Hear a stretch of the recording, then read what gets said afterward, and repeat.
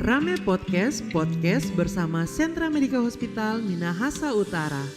Dalam podcast ini kita akan membahas berbagai topik terkait dengan kesehatan dan juga informasi yang menarik seputar Sentra Medika Hospital Minahasa Utara.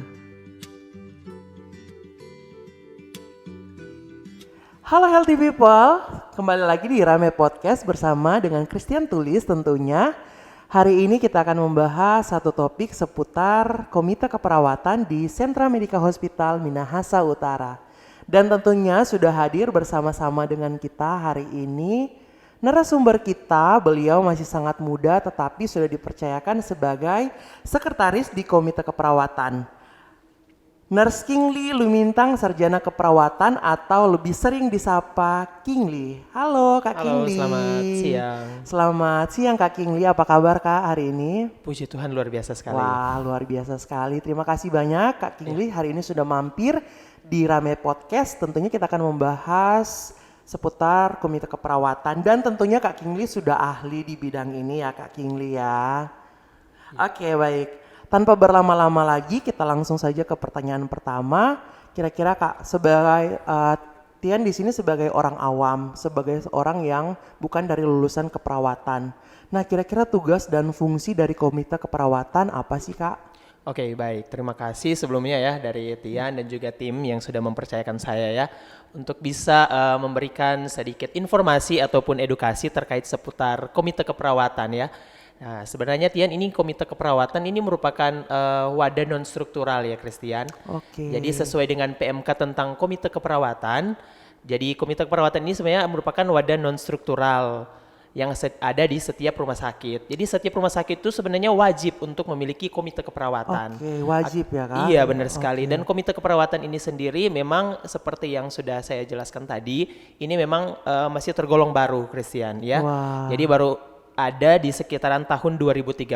Oke. Ya, dan fungsi utama dari Komite Keperawatan sendiri ini adalah meningkatkan serta mempertahankan profesionalisme sebagai seorang perawat dan juga bidan. Jadi di sini kenapa disinggung bidan? Karena memang dalam PMK-nya kita sendiri itu menyebutkan Komite Keperawatan itu menaungi perawat dan juga bidan. Oke, Seperti itu, Christian. baik. Nah, tadi sudah dijelaskan terkait dengan tugas dan fungsi. Selanjutnya kira-kira kalau di rumah sakit, khususnya di Sentra Medika, Komite Keperawatan ini berada di bawah naungan siapa? Maksudnya garis komandonya di bawah siapa? Atau mungkin di dalam Komite Keperawatan sendiri ada strukturnya Kak, boleh dijelaskan? Ya, baik. Memang seperti yang sudah saya jelaskan tadi ya Christian ya.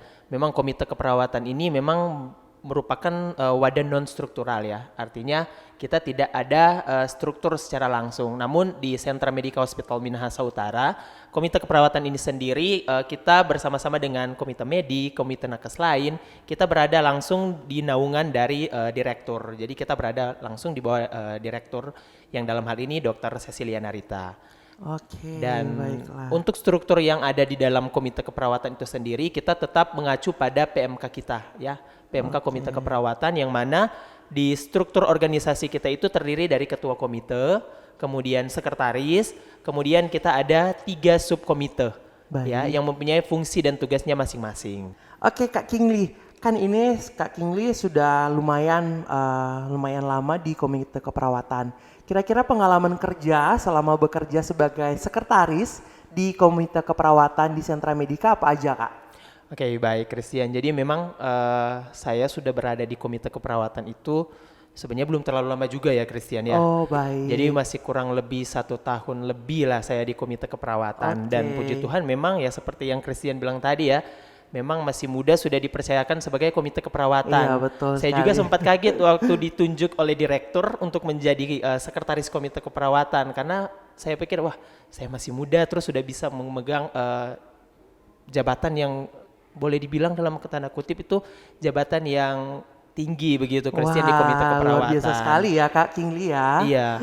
Dan puji Tuhan pas ditunjuk sebagai sekretaris Komite Keperawatan waktu itu selang beberapa bulan kemudian saya juga sudah diutus oleh rumah sakit tentunya untuk mengikuti pelatihan Komite Keperawatan waktu itu yang dilaksanakan di Jakarta. Wah. Dan kebetulan juga pas ikut pelatihan di Jakarta yang memang seperti yang Christian bilang, jadi seluruh peserta itu rata-ratanya itu sudah usia di atas. Iya, sudah saya senior ya. Benar sekali. Dan saya itu merupakan peserta termuda waktu itu. Ya, jadi setelah mengikuti pelatihan perkenalkan, kemudian usia, dan mereka juga kaget waktu itu, wah ternyata di Sentra Medika Minut ini ternyata sekretarisnya masih muda sekali begitu, Christian. Luar biasa sekali ya Kak Iya. Kingli ya. Oke, itu seputar pengalaman selama bekerja dan juga ternyata mendapatkan kesempatan ya Kak untuk Benar sekali. explore lebih untuk mengembangkan keahlian ya, khususnya di bidang komite keperawatan ini. Nah, tadi sudah bicara pengalaman Kak Kingli, kira-kira saat ini program kerja yang ada di Komite Keperawatan di Sentra Medika Hospital Minahasa Utara ada apa aja sih Kak? Boleh dijelaskan sedikit mungkin? Ya, memang kalau untuk program kerja ya Christian, kita tetap mengacu kembali lagi seperti yang saya bilang tadi di PMK tentang Komite Keperawatan ya. Kita itu membuat program kerja berdasarkan 3 ranah kita ini, yaitu kredensial, kemudian ada peningkatan mutu, dan juga ada etik dan disiplin profesi. Jadi kita mengacu dari tiga tadi ya, tiga standar. Ini standar dari pemerintah ya Kak? Iya, benar sekali. Oke, baiklah. Nah, boleh dijelasin sedikit Kak terkait dengan 3 program tadi? Oke, baik ya. Jadi dari 3 ini sebenarnya ini harus berikutan ya. Nah, nggak bisa satu saja yang kita jalankan atau nggak bisa 2 saja, tapi memang harus 3-3. Harus 3-3-nya ya. Karena inputnya itu adalah kredensial. Nah, kredensial di sini adalah kita memverifikasi kompetensi-kompetensi dari setiap tenaga keperawatan, baik perawat maupun bidan. Apakah mereka bisa kompeten untuk melakukan suatu tindakan atau harus di bawah supervisi. Itu yang pertama ya, yang terkait kredensial. Kemudian jika ada penambahan, kalau misalnya teman-teman tenaga keperawatan baru menyelesaikan pelatihan misalnya, menambah kewenangan mereka bisa untuk melakukan rekredensial istilahnya. Jadi dari kami Komite Keperawatan melakukan kredensial, memverifikasi apakah dia kompeten atau tidak, kemudian baru kita tambahkan di situ, yang mana mereka bisa untuk melakukan tindakan ini secara mandiri ataupun secara supervisi. Itu yang pertama. Kemudian yang kedua itu ada di peningkatan mutu. Nah, di peningkatan mutu ini sendiri kita banyak kegiatan yang kita lakukan. Salah satunya adalah melaksanakan audit terkait asuhan keperawatan. Ya, jadi dari semua tenaga keperawatan yang melakukan asuhan keperawatan kita audit apakah mereka benar-benar melakukannya sesuai standar atau bagaimana. Nah, hasilnya itu baru kita publish, kita langsung ke direktur dan juga kita sampaikan kepada kepala bidang keperawatan untuk ditindaklanjuti untuk hasil-hasil audit. Jadi selain audit juga asuhan keperawatan, kita juga ada audit SPO. Jadi semua keperawatan melakukan tindakan apakah mereka sesuai dengan SPO atau tidak. Iya, ini penting sekali ya Kak, terkait dengan SPO. Jadi karena kan setiap tenaga keperawatan itu dituntut untuk melaksanakan tindakan sesuai dengan SPO. Karena kalau tidak sesuai dengan SPO nantinya akan berbahaya ke keselamatan pasien. Betul, terkait dengan keselamatan pasien. Benar ya Kak. sekali. Oke, ternyata setelah dijabarkan oleh Kak Kingli, ternyata lumayan banyak ya pekerjaannya. Tadi kan cuma dijelaskan ada 3. 3 itu ternyata setelah dijabarkan memang sangat vital fungsi dan peran dari Komite Keperawatan ini ya Kak. Iya, benar sekali. Dan yang tadi terakhir kan ada 3 ya, saya baru jelaskan baru 2 ya. Yang terakhir, Kak. Yang ketiga itu ini yang paling penting juga terkait etik dan disiplin profesi. Jadi kita tidak hanya melihat mereka secara tindakan, tetapi kita juga melihat mereka apakah etik mereka itu sesuai dengan etika profesi atau tidak. Kita melaksanakan audit juga terkait itu. Jadi memang dari Komite Keperawatan kita juga ada tim ya. Jadi ada tim kita untuk melaksanakan audit. Jadi audit terkait mutu dan juga etik dan disiplin. Apakah mereka sudah bekerja sesuai dengan disiplin profesi dan apakah mereka sudah melaksanakan etik profesi itu yang sesuai dengan PPNI yang sudah mengeluarkan ya tentunya atau tidak. Kalau tidak, pasti kita akan memberikan rekomendasi kepada direktur dan juga kepada bidang keperawatan untuk menindaklanjuti seperti itu. Oke, baik. Nah, Kak Kingli, dari tadi yang program kerja yang sudah disampaikan, kira-kira menurut Kak Kingli dari segi sistem yang digunakan, kira-kira mana yang menurut Kak Kingli paling unggul? Unggul di sini bukan berarti dari 3 poin tadi yang paling kuat, semuanya sama-sama penting. Tapi mungkin sistem yang digunakan bisa dikatakan lebih unggul daripada yang lain. Kira-kira yang mana nih Kak? Nah ya Christian memang sedikit berbangga juga ya bagi kami Komite Keperawatan yang ada di Sentra Medica Hospital Minahasa Utara dan juga mungkin ini di Sentra Medica Hospital Group ya. Oke. Jadi tidak hanya di Sentra Medica Hospital Minahasa Utara tapi di Sentra Medica Hospital Group karena waktu saya mengikuti pelatihan waktu itu Komite Keperawatan di Jakarta, kami juga sempat memaparkan terkait bagaimana mekanisme kredensial yang sedang dilaksanakan di masing-masing rumah sakit yang waktu itu ada di seluruh Indonesia. Jadi kebetulan saya memaparkan terkait sistem yang dijalankan oleh Sentra Medica Hospital Minahasa Utara.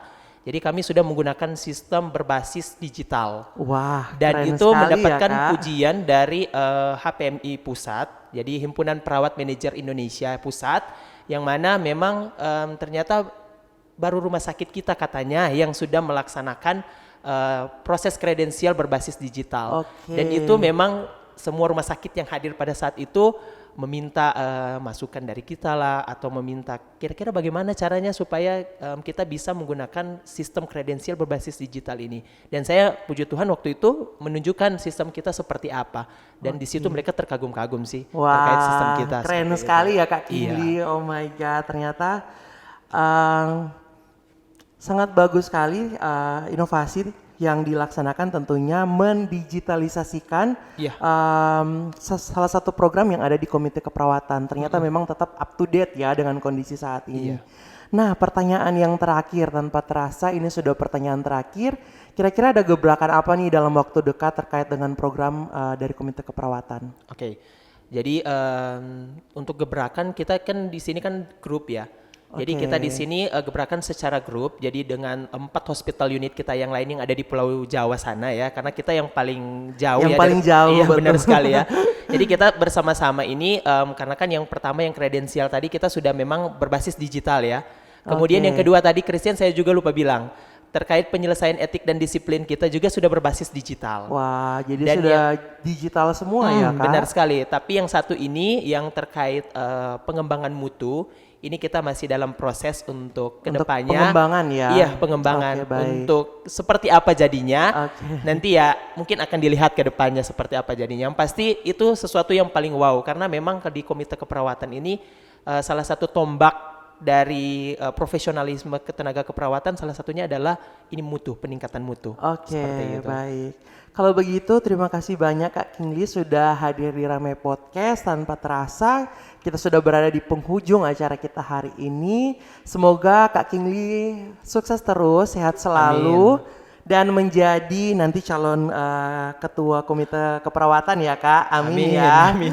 Oke, kalau begitu terima kasih banyak Healthy People yang juga sudah menyaksikan Rame Podcast episode kali ini. Terima kasih banyak dan salam sehat. Sampai jumpa. Dadah.